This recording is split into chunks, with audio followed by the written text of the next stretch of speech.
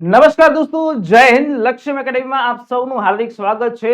હું પિનાકિન મારું આપ બધા જ લોકોનું તમારા પ્લેટફોર્મ એટલે કે લક્ષ્યમ એકેડેમી અંદર આપ બધા જ લોકોનું હાર્દિક સ્વાગત કરું છું. દોસ્તો, ગુજરાત સરકારની અંદર નવી એક ભરતીની જાહેરાત કરવામાં આવી છે. આ ભરતી કઈ છે? તો આ ભરતી છે ટ્રેકરની ભરતી. તમને ખબર હશે કે હમણાં જે છે ગુજરાતની અંદર જુનાગઢ જિલ્લાની અંદર જે ગિરનાર ઉપર એક ઘટના ઘટી છે કે જેની અંદર એક નાના બાળકને સિંહ જે છે ઉપાડીને લઈ ગયો અને એ બાળકનું મોત નીપજ્યું છે. એના કારણે ગુજરાત સરકાર દ્વારા જે છે એક નવી ભરતીની જાહેરાત કરી છે. ગઈકાલે આપણા વન અને પર્યાવરણ મંત્રી એટલે કે અર્જુનભાઈ મોઢવાડિયા દ્વારા જે છે એ જાહેરાત કરવામાં આવી છે. શું જાહેરાત કરવામાં આવી છે કે તો ભાઈ ગિરનારની સીડીઓ ઉપર જે છે એ અલગ અલગ ટ્રેકરની જગ્યા જે છે એ મૂકવામાં આવશે અને ત્યાં ટ્રેકરના લોકોને બેસાડી અને ત્યાં જે સુરક્ષિત લોકો જે છે અવર જવર કરી શકે એના માટે આ ભરતીની જાહેરાત કરી છે. હવે સ્પેશિયલી વાત કરીએ તો શું છે આની અંદર, તો હાલમાં જે છે આ એક નોટિફિકેશન આવી છે કે જેની અંદર સ્પેશિયલી ટ્રેકરની ભરતીની જાહેરાત કરી છે. બરાબર છે? કેમાં? તો ભાઈ Gujarat state lion conservation society, બરાબર છે, કે ગુજરાત સ્ટેટ લાયન કન્ઝર્વેશન સોસાયટીની અંતર્ગત જે છે એ સ્પેશિયલી કોના અંડરમાં આવે છે? તો ભાઈ વન વિભાગના અંડરમાં આવે છે. અને જેમાં ગિરનારની જે નવી સીડીઓ છે, બરાબર છે, ગિરનારની નવી સીડીઓ છે, જૂની સીડી છે, દાતારની સીડી છે, કે આ જંગલ જે વિસ્તાર છે એની અંદર અલગ અલગ જગ્યાએ જે છે એ 25 જેટલા ટ્રેકર મૂકવાની જાહેરાત કરવામાં આવી છે. બરાબર છે? સ્પેશિયલી આ ભરતી છે એ 11 માસના કરાર ઉપર જે છે એ ભરતીની જાહેરાત કરી છે. શું છે? 11 માસનો કોન્ટ્રાક્ટ ઉપર તમને આ ભરતી કરવામાં આવશે. બરાબર છે? અહીંયા ચોખ્ખું લખેલું છે કે ભાઈ 11 માસનો કરાર આધારિત હંગામી નીચે પ્રમાણેની જગ્યાઓ છે એની અંદર જે છે એ ભરતી કરશે. બરાબર છે? પહેલા આપણે આ ભરતી વિશેની માહિતી લઈ લઈએ. બરાબર છે? પછી આપણે સમજીએ કે આ ભરતીમાં શું છે. બરાબર?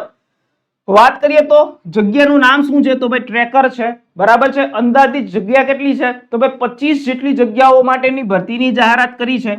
ત્યાર પછી મેન વસ્તુ આવ્યા પૈસા ઉપર કે સાહેબ બધી વસ્તુ સાચી, પગાર ધોરણની વાત કરો કે પગાર કેટલો છે. અમને ફોરેસ્ટમાં જવાનો હરખ તો છે પણ પગાર કેટલો શીખ્યો. હવે એમાં કહીએ તો પગાર ધોરણ તમારો કેટલો રહેવાનો છે કે 15,914 રૂપિયાનો પગાર ધોરણ તમારો રહેવાનો છે. વય મર્યાદાની વાત કરીએ તો કેટલી? તો ભાઈ વય મર્યાદા છે એ 35 વર્ષથી વધુની હોવી જોઈએ નહીં. અને વાત કરીએ તો સાહેબ એલિજિબિલિટી કે ભાઈ શૈક્ષણિક લાયકાત શું હશે? તો ભાઈ શૈક્ષણિક લાયકાતની અંદર આવશે ધોરણ 10 પાસ. જો તમે ધોરણ 10 પાસ કરેલું હોય તો તમે આની અંદર ફોર્મ ભરવા માટે એલિજિબલ થઈ શકો છો. ત્યાર પછી અન્ય લાયકાતની વાત કરીએ તો ભાઈ શું છે કે ભાઈ તમને ક્યાં મૂકવાના છે? તો ભાઈ તમને જંગલની અંદર મૂકવાના છે. તો જંગલની અંદર જાય તો શું ખબર હોવી જોઈએ? તો ભાઈ વન્યજીવો વિશેની માહિતી હોવી જોઈએ, વનસ્પતિ વિશેની માહિતી હોવી જોઈએ, વન્ય સૃષ્ટિ વિશેની જાણકારી તમને હોવી જોઈએ અને એના પ્રત્યેની રુચિ હોવી જોઈએ. બરાબર છે? એટલે કે ખાલી તમને કાંઈ આવડતું ન હોય વન્યજીવો વિશે તો ન ચાલે. સ્પેશિયલી આ વન્યજીવ સૃષ્ટિ અને વન્ય પ્રાણી વિશેની જાણકારી તમને ખબર હોવી જોઈએ. બરાબર? હવે વાત કરીએ તો સાહેબ અમને સિલેક્ટ કઈ રીતે કરશે? તો એની ચર્ચા કરીએ તો એની અંદર કે અહીંયા તમારે કોઈ પણ પ્રકારની લેખિત પરીક્ષા દેવાની હોતી નથી. કઈ રીતે? તો અહીંયા ડાયરેક્ટ તમને ઇન્ટરવ્યુ શું આવશે કે ડાયરેક્ટ તમને ઇન્ટરવ્યુમાં બોલાવવામાં આવશે. અહીંયા કોઈ પણ પ્રકારની લેખિત પરીક્ષા આપવાની તમારે છે જ નહીં. બરાબર? કઈ રીતે? તો ભાઈ તમારે પહેલા વહેલા તમારું જે છે એ ફોર્મ ભરવાનું છે. સ્વ હસ્તાક્ષરની અંદર તમારું નામ, સરનામું, ઉંમર, શૈક્ષણિક લાયકાત તથા અનુભવ દર્શાવી અરજી પત્રો જે છે એ પ્રમાણિત કરેલો હોય એટલે કે ટ્રુ કોપી કરેલા હોય એની ઝેરોક્સ નકલો તથા ફોટોગ્રાફ સાથેની જે છે એ બધી નકલો છે તમારે 22/7/2026 ના રોજ સાંજે 6 કલાક સુધીની અંદર તમારે નીચે આપેલા એડ્રેસ ઉપર તમારે મોકલવાની છે. શું ભાઈ? તો શું શું જોશે? તમારો શૈક્ષણિક લાયકાત, તમારું નામ, સરનામું, ઉંમર, બધી જ વસ્તુની ઝેરોક્સ નકલો ટ્રુ કોપી કરાવી અને તમારે નીચે આપેલા એડ્રેસ ઉપર તમારે મોકલવાની છે. તારીખ શું આપી છે? તો ભાઈ 22/7/2026 સાંજના 6 વાગ્યા પહેલા તમારી અરજી એના સરનામે પહોંચી જવી જોઈએ. બરાબર?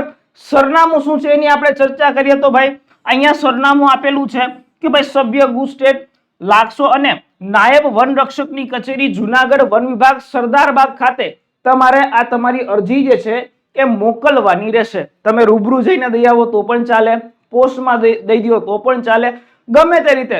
હું એવું કહું છું કે તમે એક વખત રૂબરૂ જઈ અને અહીંયા તમારે તમારી અરજી જે છે આ સોંપી દેવાની છે.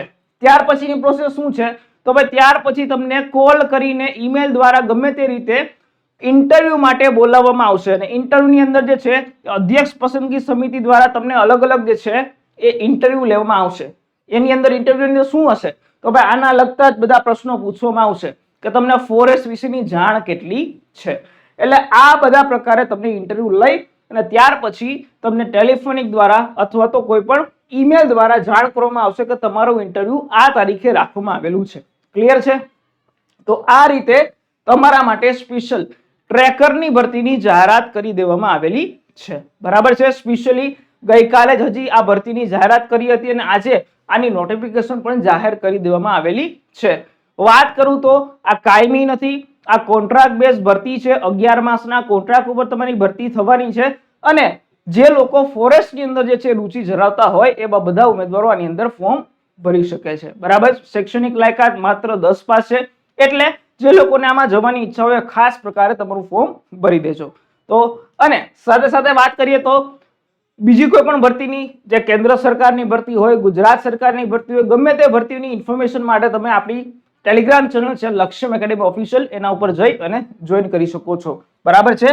તો આ રીતે સ્પેશિયલી ગુજરાત સરકારની અંદર કોન્ટ્રાક્ટ બેઝની ભરતી હતી ટ્રેકરની, અને આ ટ્રેકરની ભરતી જે છે એ કઈ રીતે જે છે એ આવી છે એની ઇન્ફોર્મેશન તમને આ વિડીયોના મારફતથી આપી છે.